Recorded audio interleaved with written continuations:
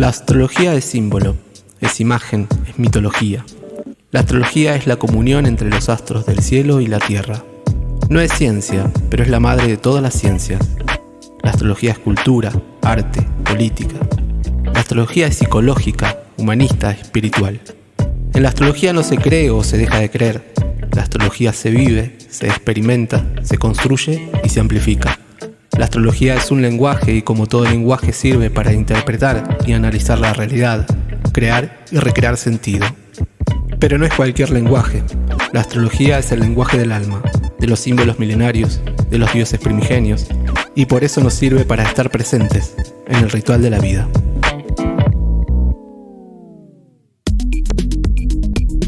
Bienvenidos y bienvenidas a Mercurio Retro, el podcast de astrología, tarot y lenguajes simbólicos.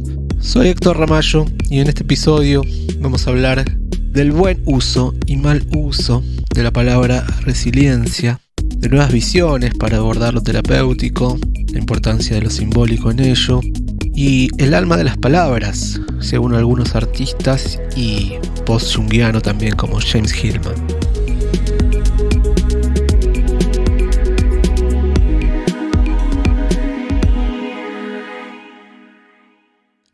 Vamos a traer nuevamente a este filósofo italiano Diego Fusaro, como hicimos en capítulos anteriores, disruptivo, pensador, crítico, muy crítico, de cómo estamos parados en el mundo, donde escribe un libro, se llama Contra la mística del aguante, ¿no? Odio la resiliencia.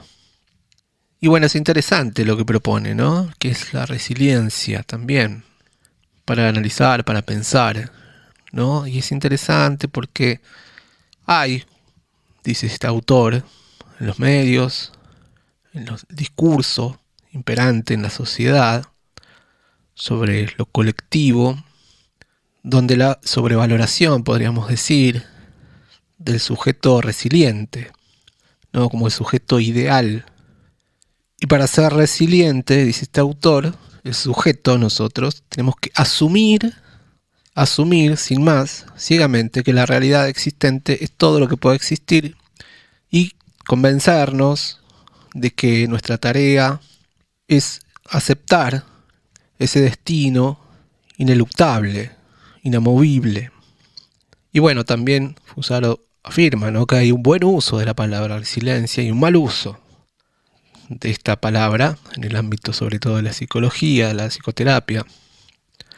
La resiliencia sirve, sabemos, para responder a eventos traumáticos, sucesos dolorosos, duelos, desastres personales.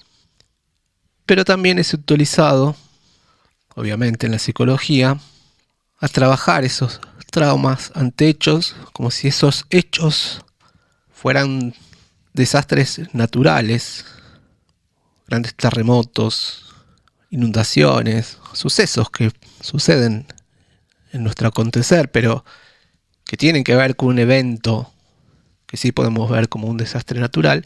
Y después están los eventos más personales, traumáticos también, pero que vienen no de eventos naturales, sino de condicionamientos culturales, o sea, conflictos, violencias, que vienen de un entramado cultural, un entramado económico, un entramado político, un entramado social complejo, y se pone en el mismo lugar ese entramado social a una catástrofe natural.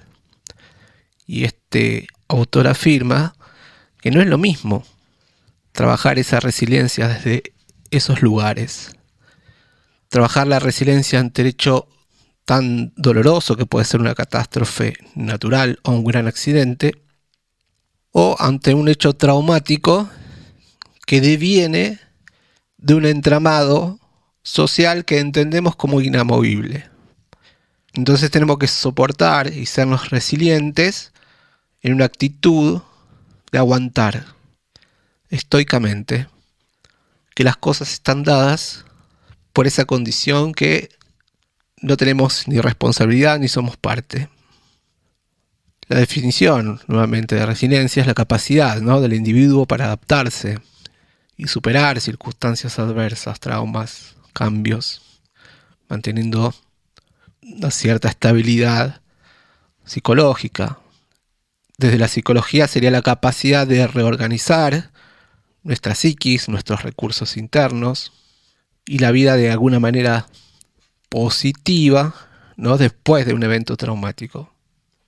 Entonces, hay una crítica muy fuerte, ¿no?, de este autor, que ha sido adoptado este término ideológicamente para fomentar justamente una sobreadaptación pasiva ante situaciones sociales, políticas, económicas, injustas, y entonces transforma problemas sistémicos en desafíos personales, individuales, que uno tiene que afrontar sin cuestionar el problema sistémico.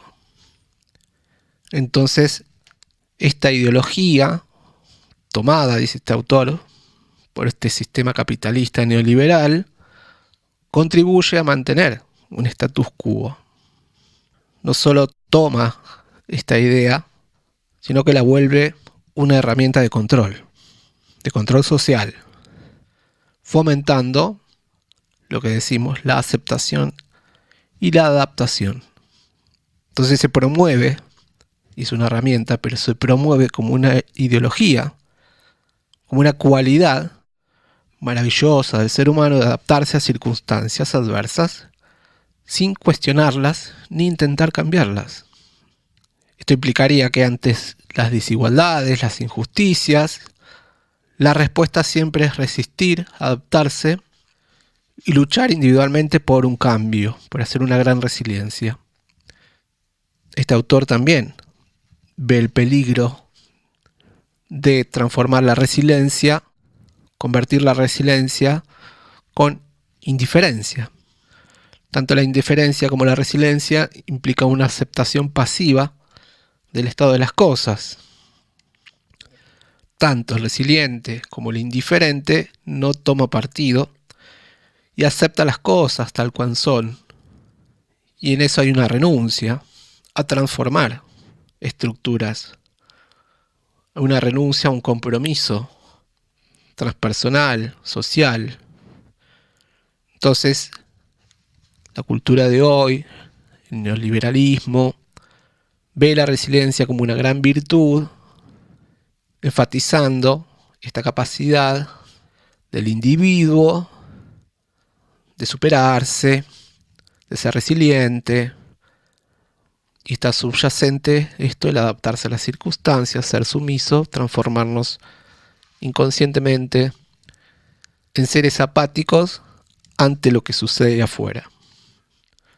Y también, dice este autor, ¿no?, se promueve con esta ideología o refuerza una visión fatalista del mundo, porque las condiciones existentes se nos presentan como algo natural, algo inmutable.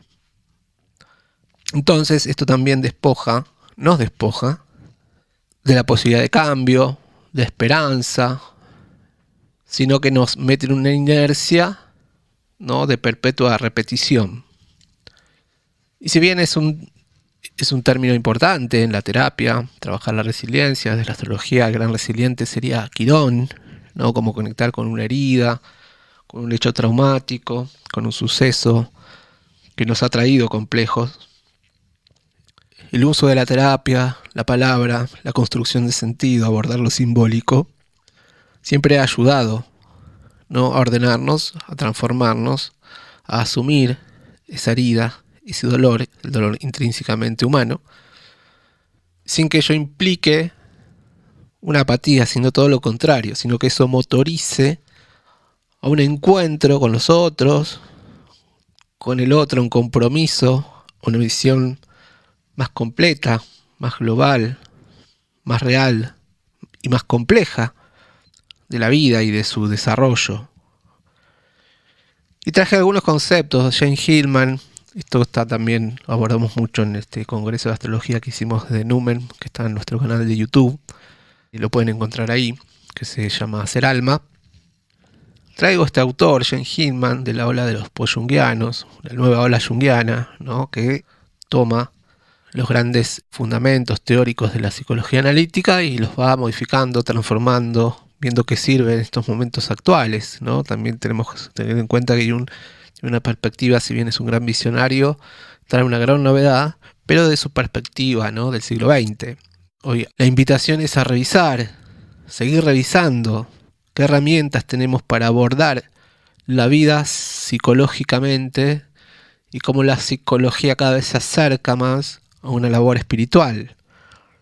Cómo la ciencia de la psicología hace puentes a conceptos que ya traía también Jung, conceptos místicos. Él lo enfatizó desde la alquimia, por ejemplo, como la alquimia representaba un proceso psicológico que también representaba desde lo místico un proceso espiritual. Y cómo hoy esas herramientas, esos procesos que tienen que ver con el desarrollo intuitivo, nuestra inteligencia emocional, nuestra función perceptiva, luminosa de la vida ante ese mundo tan abstracto, tan invisible, que no se puede medir, pero que cada vez tiene más sustento en nuestra realidad, en nuestros procesos de necesidades de desarrollo psicológico, terapéutico para superar traumas, heridas, complejos. Por eso la gente se acerca cada vez más a la astrología, a las terapias alternativas, no solo al psicoanálisis o a la psicología en sí misma, ¿no? Sino siempre buscando como otras herramientas. Y dice Hillman, ¿no? La psicoterapia, que comenzó siendo una curación por la palabra, el descubrimiento de la tradición oral, consistente en contar uno su propia historia, está sustituyendo la palabra por el tacto, dice, el grito y el gesto. No nos atrevemos a ser elocuentes. Desde una mirada también muy del norte, ¿no? Esto. Para ser apasionados, la psicoterapia dice ahora que tenemos que ser físicos o primitivos. Dicha psicoterapia fomenta una nueva barbarie. Nuestra ansiedad semántica nos ha hecho olvidar que también las palabras arden y se hacen carne cuando hablamos. No es volver a resignificar ese de curar por la palabra. Y dice Hillman, otra frase hermosa que está en su libro Reimaginar la psicología, en un capítulo que se llama El alma de las palabras, y dice: es necesario una nueva angelología. Es interesante la palabra angelología, que él usa mucho, la imagen del ángel, que en astrología el ángel es Acuario, en el tarot, el arcano 14, aparece un ángel, la estrella también hace referencia a una conexión con algo sobrehumano, ¿no? El ángel, el cielo, las estrellas, algo cósmico. Dice: es necesario una nueva angelología de las palabras para que podamos recuperar la fe en ellas. Sin la inherencia del ángel en la palabra, y ángel significa originalmente mensajero, ¿cómo vamos a expresar otra cosa que no sean opiniones personales, cosas elaboradas en nuestra mente subjetiva? ¿Cómo transmitir de una psique a otra algo de valor y con alma, una conversación, una carta, un libro, si no hay significados arquetípicos en las profundidades de nuestras palabras? Que esto también es importante, ¿no? La importancia, ¿no?, de angelizar las palabras, y me encanta el verbo, para esa función bien acuariana en estos tiempos, en esta nueva era de Acuario, revalorizar la palabra desde ese lugar donde se dice desde una profundidad, haciendo puente a algo que nos llene de sentido. La palabra realmente también como símbolo, como una imagen simbólica. Tenemos hermosas... Bueno, esto también es lo que hace el poeta, podríamos decir, ¿no?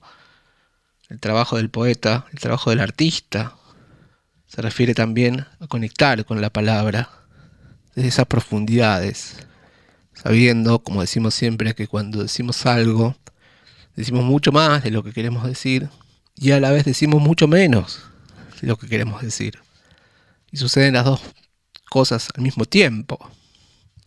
Es como una gran paradoja, y la paradoja también, como decimos siempre, es tiene que ver con el entramado acuariano. Habitar dimensiones diferentes y al mismo tiempo esas dimensiones diferentes en una misma dimensión. Dice, y traigo más frases, ¿no? Esta vez de la gran poetisa argentina Alejandra Pizarnik. Dice, se ha dicho que el poeta es el gran terapeuta. En ese sentido, el quehacer poético implicaría exorcizar, conjurar y además reparar. Escribir un poema es reparar la herida fundamental, la desgarradura, porque todos estamos heridos. Hermosa manera de describir la importancia de las palabras como herramienta para exorcizar tanto de nuestros sucesos. Traje otra frasecita de otro gran escritor y poeta, ensayista y astrólogo, Fernando Pessoa, del libro El desasosiego. Dice, nadie comprende a otro, somos, como dijo el poeta, islas en el mar de la vida, corre entre nosotros el mar que nos define y nos separa. Por más que un alma se esfuerce por saber qué cosa es otra alma, no sabrá sino lo que le diga una palabra, sombra disforme en el suelo de su entendimiento. Y esto que decíamos, ¿no? Nunca la palabra va a alcanzar de todo, nunca la frase va a alcanzar de todo, pero va a ser de puente hacia algo que cada uno individualmente va a descubrir de su propia esfera de profundidad, desde su propia esfera de necesidad de elaborar sentido. Y acá tenemos también otra frase de Hillman que tiene que ver con la elaboración también del encuentro con lo simbólico, de cómo personalizar, dice él, ¿no? A mí me gusta también decir llevar al cuerpo, llevar a nuestra existencia cotidiana esta profundidad, esta visión, que ese puente no quede solamente como algo de uno estar en un lado o en otro, sino en ese constante estar, ir y venir, y en ese ir y venir llevando y trayendo lo que hay en esas profundidades, en esas dimensiones abstractas, íntimas, personales, que nos dan identidad, construyen sentido, nos dan perspectiva, pero que no quede solo en el ámbito de una perspectiva que construya solamente una ideología, una percepción, sino como eso afecta, toca a nuestras decisiones cotidianas, a nuestro día a día, a nuestro quehacer. Dice Hillman, para amarlo todo, para compadecerlo todo, humano y extrahumano, viviente y no viviente, es menester que lo sientas todo dentro de ti mismo, que lo personalices todo, porque el amor personaliza todo cuanto ama, todo cuanto compadece.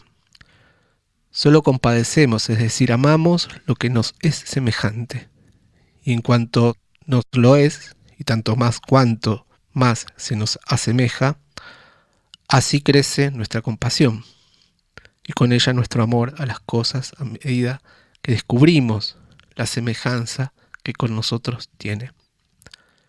El amor personaliza cuanto ama. Solo debe enamorarse de una idea personalizándola. Bueno, acá esta es una frase no es de Hillman, sino que Hillman la cita es de Miguel de Unamuno, ¿no? Otro gran pensador y escritor en principios del siglo pasado, uno de mis favoritos. Ella traía esto, ¿no? De esta percepción del mundo, de personalizar esas ideas, personalizar el amor, personalizar los dioses, que también es una configuración nueva en el abordaje de la psicología analítica de Jung, sobre todo, pero también es una invitación de estos nuevos autores en esto de personificar o personalizar aquello que parece estar en un mundo tan sutil, tan lejano, allá afuera, lo sagrado, lo simbólico, los arquetipos.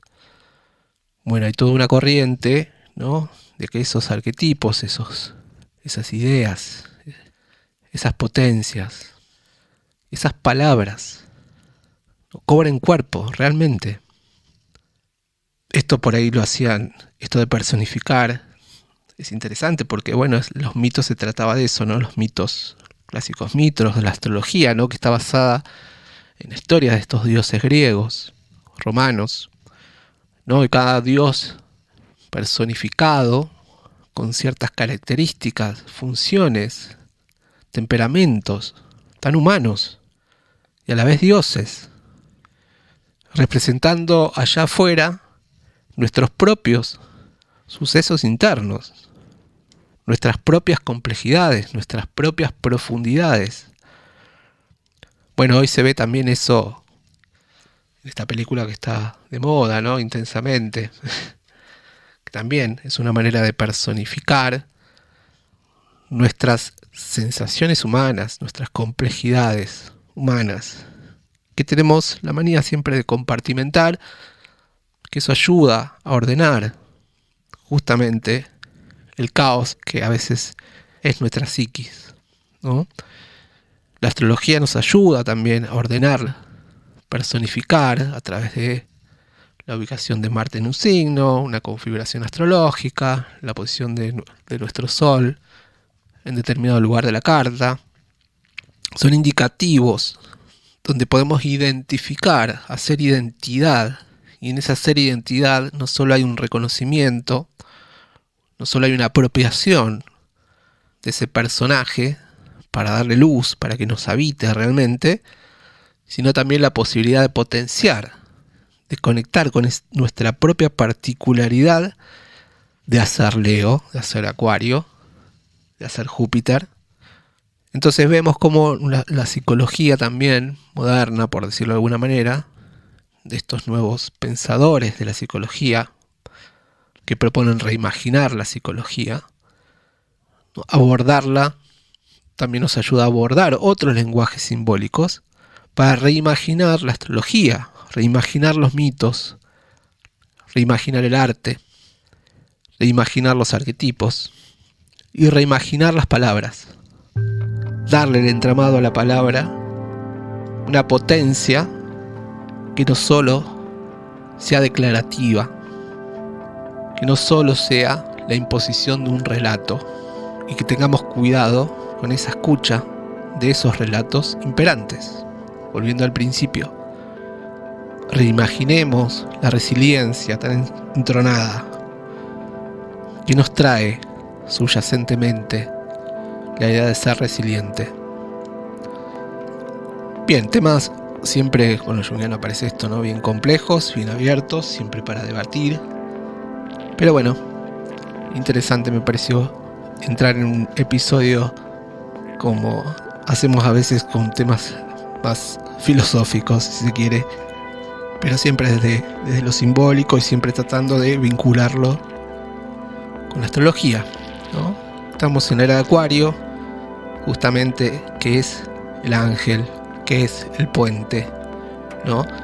Bueno, en esta nueva hora estamos como, bueno, a ver qué nos trae el ángel como un mensaje, ¿no? Para abordar las urgencias de nuestra humanidad. Y bueno, recuerden también que pueden escuchar todos estos episodios, no solo de Mercurio Retro, sino de la programación de la radio en el canal de YouTube de la Radio Bicicleta. Obviamente también todos los episodios en Spotify. Ahí está todo, todas las temporadas, todos los capítulos anteriores. Pero es importante que por ahí, si entran en el canal de YouTube, se suscriban, comenten, pongan me gusta. Y esa ayuda a que toda la radio crezca y estos medios crezcan. Bueno, nos vemos la próxima. Gracias por estar.